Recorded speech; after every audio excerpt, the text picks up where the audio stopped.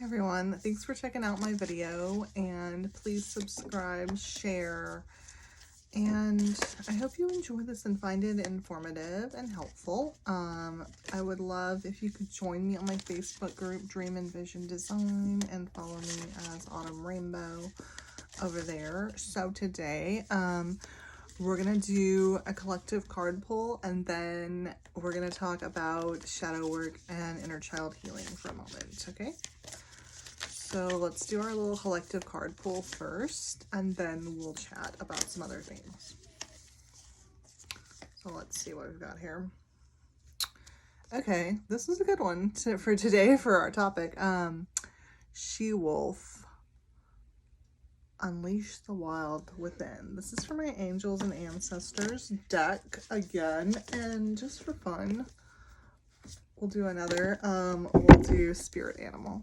Okay, a collective pull, because I love these cards. If you want to book a reading, contact me. Reach out to Autumnrainbow on Facebook.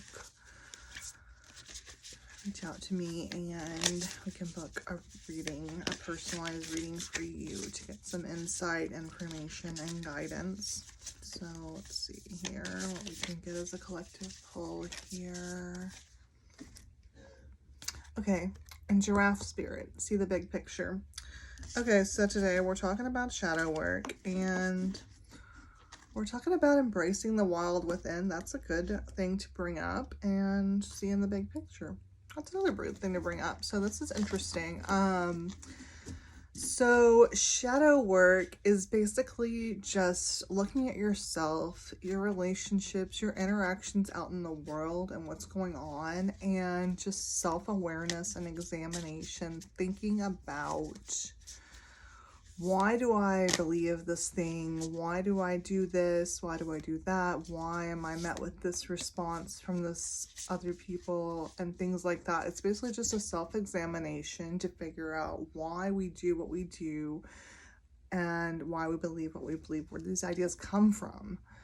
And in your spiritual healing journey, I think this is extremely important because you might have some ideas and things you were taught in your childhood. We're going to talk about inner child a little. So you might have some things you were taught or experienced, and there could be some limiting beliefs and different beliefs there from your childhood and from other experiences you've had in your life, that you believe this thing about your world, about yourself, about other people, or about something, and it may or may not be real, true, and that can get in the way of your spiritual growth, your journey, and your manifestation, because it's holding you back. It could be a limiting belief that's holding you back and literally keeping you from achieving what you're supposed to be achieving. So that shadow work and assessment is going to help in your healing journey, and also in manifesting, building your business or career or wherever you want to go in your life, and getting what you want out of your life to truly enjoy your life, be happy, have more peace and less suffering. Okay, so the shadow work is an important part of that. It's probably the most important part of that. It's super important. So we're going to think about that a little bit. I'm going to talk a little more about it, and then keep in mind I have on Facebook a shadow work for beginners, dive into darkness workshop.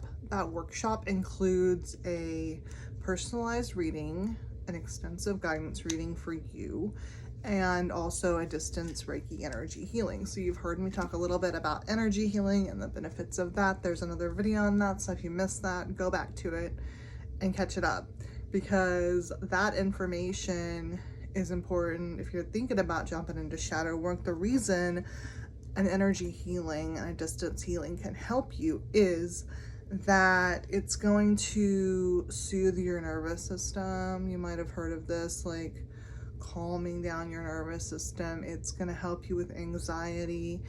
It helps you with healing chronic pain or mental illness, and just to function better and feel better in yourself and your skin. You know, energy healing has helped me a lot to heal, and that's why I teach it. That's why I do these distance healings. So the thing is, If you do the workshop, that's included. You get a healing, you get the reading, and some other info from me. So that's definitely an option if you're interested in learning more about shadow work and diving into this kind of thing. Okay, so shadow work, you can do it through a lot of different methods, but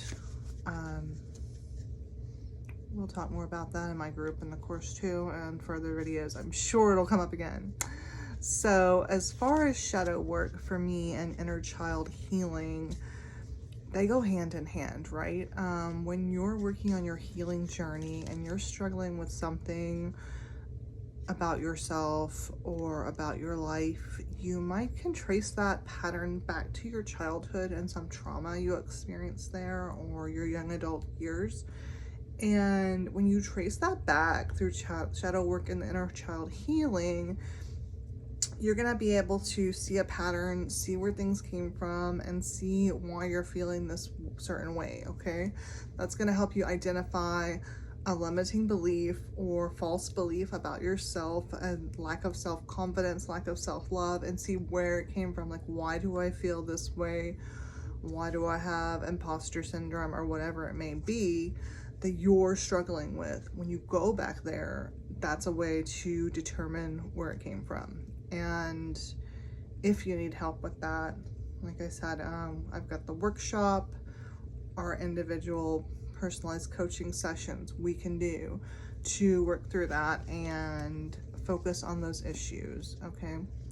So we can dive into that and examine some of those things further on a personal level, because your shadow work, your inner child healing is very personal, right? It's very personal. So for me, for an example, for me, I was raised to be like a people pleaser. I was the oldest. I was always taking care of other younger kids, other people, my little brother.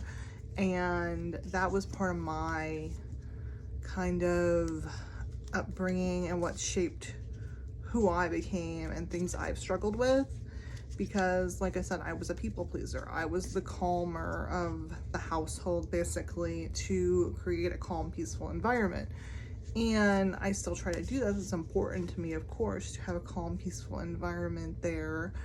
But the problem was that when you become a people pleaser like that and you get into that people pleaser mindset, you tend to take responsibility for feelings and behaviors that aren't yours and that you aren't responsible for, especially if you were a child at the time. You definitely weren't responsible for regulating the emotions of adults and creating the peaceful environment and keeping the peace. That's not something you should have been doing at all, right? Because you were the child. You were supposed to be learning and growing and experiencing your childhood. You shouldn't have had to worry about a chaotic home environment or what your parents were upset about and this and that. It shouldn't have been like a concern for you, right?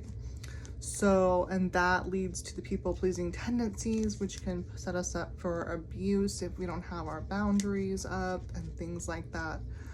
So there's a lot of that you can discover in your childhood and how you were raised and what you were raised to think about yourself, what were you told about yourself, and the expectations that were set up for you. And then also punishments and things like that.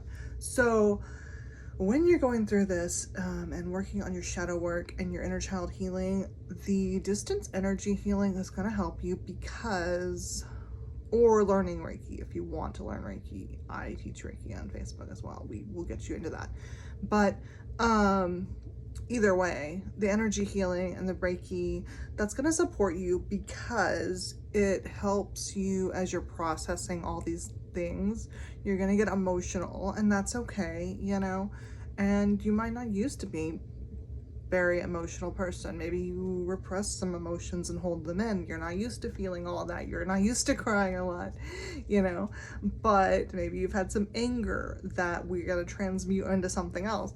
But as you go through that, when you have the energy healing in place with it, it's going to help support you, right? So you don't get overwhelmed and discouraged or depressed by the emotions that are coming up, because it is a lot to process and there is a lot going on there.